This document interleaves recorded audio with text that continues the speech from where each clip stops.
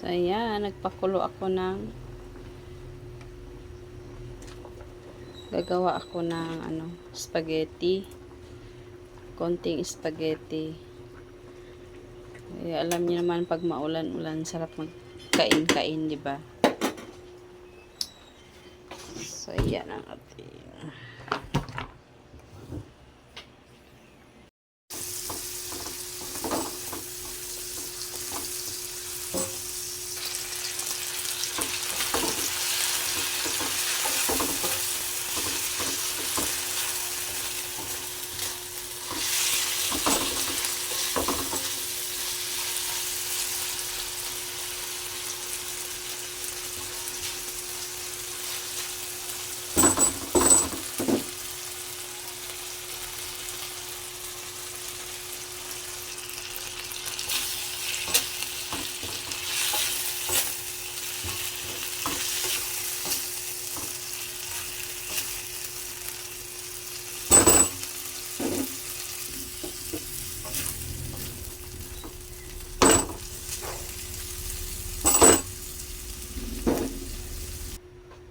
ng ating sauce.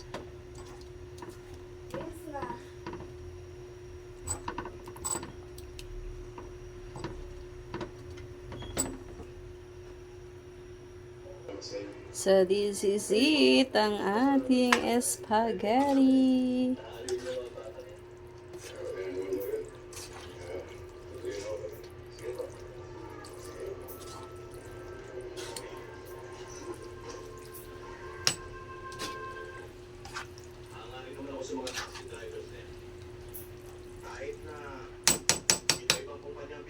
Spaghetti natin, ang ating merienda.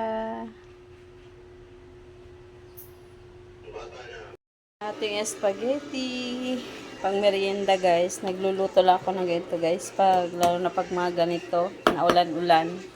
Sarap kasi kumain pag naulan-ulan. Snacks. That's it. Tapos ng ating spaghetti.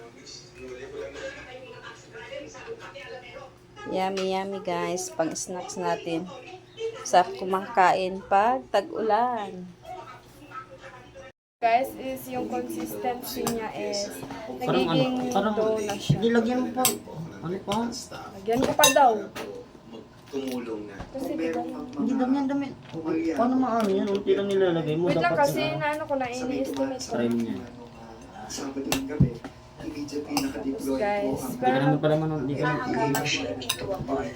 For this recipe, nakagawa tayo ng 15 pieces of palitaw po. After that, pakuluan natin ang Oh, pakuluan ah. sige, pakuluan mo. Gabi ka lang tayo ano. Guys, wait lang. So guys, dapat ganyan na yung consistency niya para na siyang dough. So dough naman talaga. So need tayo kung ano ganun. Tapos ilalagay natin yung chocolate sa loob. So pakuluan natin. Sa evacuation center, umaabot na sa halos 3,000 tao ang lumikas. Binigyan ng mga tent ang bawat pamilya.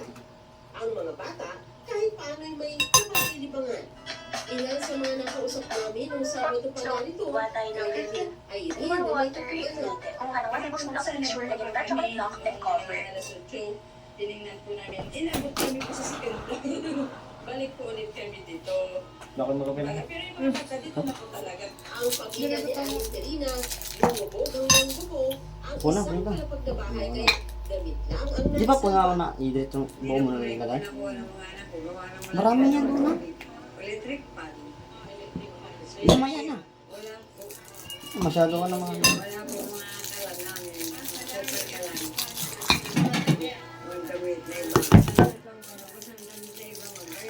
Yan, ilalagay natin yung pat. Ginala na lang po. Bumalik na Pwede lumapinga dito daan? kasi Di ba? marami ito ang tubig. Sa evacuation center na ito, may hiwalay na tent ang mga alagang hayop. Pwede dito. Buo na niyo. Nalugit man. Meron ding bantay mula sa barangay.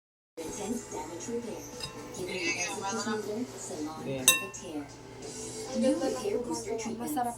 Masarap na ito guys. Pwede na ito kanina.